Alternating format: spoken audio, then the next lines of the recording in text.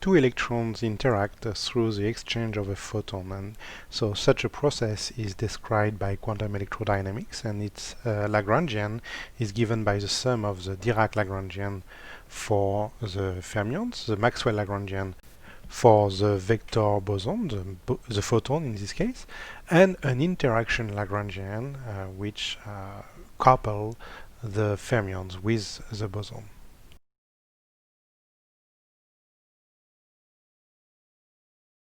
In the lowest order of perturbation theory, the amplitude for the scattering of two electrons is given by a sum of two Feynman diagrams, a direct and an exchange term. We only looked at the direct term and got its amplitude using Feynman rules for QED. Experimentally, we have access to the probability itself, which is the modulo square of the amplitude. And in principle, we need to sum both the direct and the exchange term. So we only looked at the modulo squared of the direct amplitude, and more precisely at the part which involves the spinors and the Dirac matrices.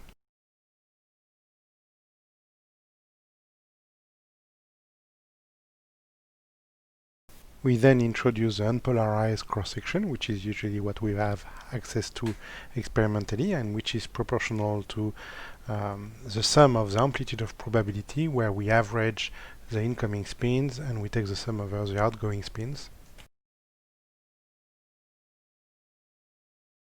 And because we have the product of two terms which are similar, we only looked at one of them, where we sum over the corresponding spins.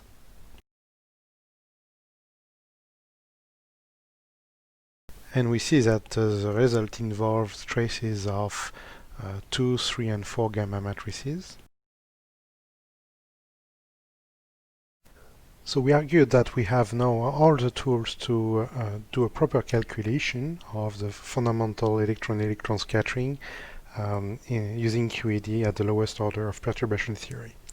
But how much work do we still need to produce in order to get a number which we can compare to experiment? Well, experimentalists give you cross-sections, and the cross-sections involve the prefactor which we didn't take into account here, so we would have to include this prefactor. Also, we are summing over the spin as we should, but we only took into account the direct term of the amplitude. In principle, we should have a sum of both the direct and the exchange term. It's not complicated to write down the exchange amplitude.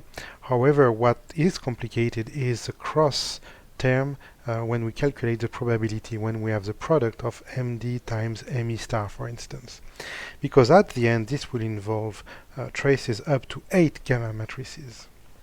Also, to complete our calculation, we should take the product of this term times this term, but we only looked at this one, and we should of course take into account the prefactors of the amplitudes and square them. So all this work is relatively cumbersome, and we will only do it in the simpler case where we have the annihilation of an electron with the positron giving a muon and an antimuon. And the reason why it's easier is because at the lowest order of perturbation theory, it only involves one Feynman diagram, and therefore we avoid the second term, the exchange term, and in particular the product of the amplitude between the direct and the exchange terms.